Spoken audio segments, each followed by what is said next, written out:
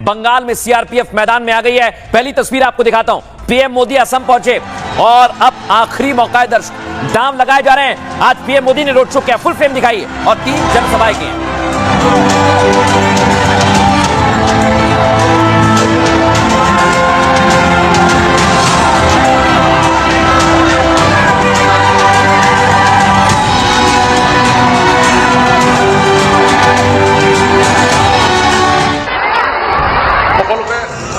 दर्शकों, इधर अयोध्या से सीआरपीएफ की टुकड़ी देख रहे हैं आप। श्री राम के दरबार में सीआरपीएफ के जवान पहुंचे और दावा किया जा रहा है कि वहां से टुकड़ी निकलेगी और सीधे जाएगी बंगाल।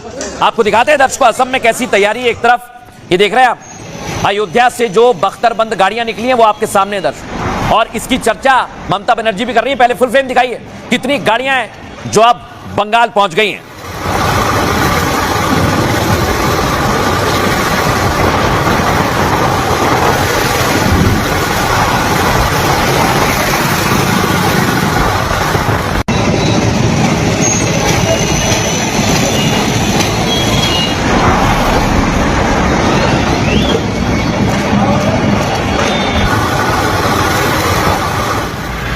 अब दर्शकों आपको बताऊं, पश्चिम बंगाल के मालदा में सीआरपीएफ की टुकड़ी पहुंच गई। दिखाइए फुल फ्रेम, बड़ी संख्या में सीआरपीएफ की गाड़ियां यहां से जा रही हैं।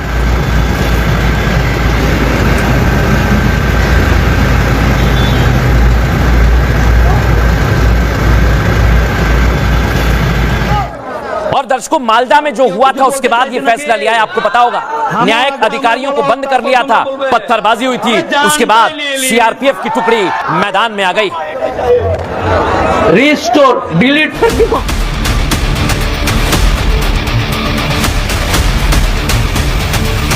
असम में कल चुनाव प्रचार का आखिरी दिन। जो 20-25 साल के नौजवान हैं, इन्होंने बीजेपी एनडीए का सुशासन ही देखा है। इन्होंने कांग्रेस का राज का वो काला दौर नहीं देखा, जब असम से सिर्फ बम, बंदूक, दंगों और कर्फ्यू की ही खबरें आती थी। केरल और पुडुचेरी में भी कल प्रचार का शोर थम जाएगा। कांग्रेस पार्टी ने कभी आसाम के विकास के लिए कुछ नहीं किया। मैं आज यहां आया हूं, तब राहुल बाबा आज यहां आए थे, बड़े गरज गरज कर बोल रहे थे, ये हो गया वो हो गया। अरे राहुल बाबा, 15 साल तक आपकी सरकार रही, असम के लिए आपने क्या किया? लेकिन सबसे ज्यादा चर्चा है पश्चिम बंगाल की। पश्चिम बंगाल में हिंसा की सियासत ने वोटर्स को डरा रखा है, तो वहीं केंद्र सरकार और सुप्रीम कोर्ट के लिए भी बड़ी चुनौती खड़ी हो गई है। अयोध्या से बंगाल के लिए रवाना होती सीआरपीएफ की बख्तरबंद गाड़ियों का यह काफिला सारी कहानी खुद बयां करता है। पश्चिम बंगाल में पहले से पर्याप्त केंद्रीय सुरक्षा बल है, कई जगह सेना की मदद भी ली जा रही है, लेकिन हाल के दिनों में मालदा में हुई हिंसा ने सुप्रीम कोर्ट तक को हिला दिया। ये चिंता कितनी बड़ी है, इसे इस बात से समझा जा सकता है कि जो सुरक्षा बल शांतिपूर्ण चुनाव के लिए बंगाल जा रहे हैं, उन्हें ममता बनर्जी जनता पर अटैक करने वाला बताती हैं। लक्ष्मीर भंडार पावेन कारण आज मैं सुनलाम, मैंने सुना है अयोध्या से सीआरपीएफ की 200 गाड़ियों का काफिला हम सब पर हमला करने के लिए आ रही है।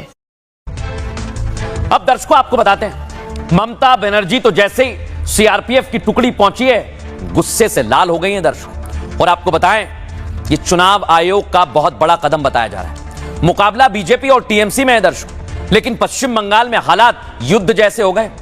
यहां शांतिपूर्ण चुनाव सबसे बड़ी चुनौती है चुनाव आयोग की, इसलिए सुरक्षा बलों की तैनाती बढ़ा दी गई। देख लीजिए आप, देश के कोने कोने से सुरक्षा बलों को भेजा जा रहा है। वहां बड़ी संख्या में बख्तरबंद गाड़ियां भेजी जा रही हैं, जो मैं आपको दिखा रहा हूं। यूपी के अयोध्या में सीआरपीएफ का ऐसा ही काफिला दिखा, जिसमें दर्जनों की संख्या में सीआरपीएफ की बख्तरबंद गाड़ियां थी। बंगाल में शांतिपूर्ण चुनाव के लिए केंद्र की 2400 कंपनियां तैनात हैं, जो एक अनुमान के मुताबिक 2.5 लाख के करीब बैठती है। इनमें सीआरपीएफ है, बीएसएफ है और दूसरे पैरामिलिट्री फोर्सेज हैं। केंद्रीय बलों के जवान वोटों की गिनती तक वहीं रुकेंगे, और खबर है कि 50,000 जवान और आगे भी जाने वाले हैं, क्योंकि बंगाल में चुनाव के बाद आपने देखा है कैसी हिंसा होती है, और हिंसा का इतिहास वहां रहा है। 2021 के विधानसभा चुनाव याद है ना आपको? जबरदस्त हिंसा हुई थी दर्शकों वहां पर, और मतगणना के 1.5 महीने के भीतर 2000 मामले सामने आए थे। सोचिए आप, हत्या, यौन उत्पीड़न, मारपीट, आगजनी, तोड़फोड़ और ना जाने क्या क्या। 9300 से ज्यादा अपराधियों में से केवल 1345 को गिरफ्तार किया। सोचिए, और NHRC के मुताबिक 60% जगह पर FIR तक दर्ज नहीं हुई। यह बंगाल की हालत है। लेकिन इस बार केंद्र सरकार और सुप्रीम कोर्ट दोनों सख्त है। ऐसे में ममता बनर्जी सुरक्षा बलों को हमलावर बताने लग गई हैं। पश्चिम बंगाल की जनता को भड़काने की कोशिश कर रही है। दर्शकों कह रही हैं CRPF बंगाल की जनता पर हमले करने आ रही है। सोचिए आप, CRPF जो सुरक्षा के लिए होती है उसको ममता बनर्जी हमले वाली बता रही है। सुनिए जरा। आज क्या मैं सुनलाम मैंने सुना है अयोध्या से CRPF की 200 गाड़ियों का काफिला हम सब पर हमला करने के लिए आ रही है।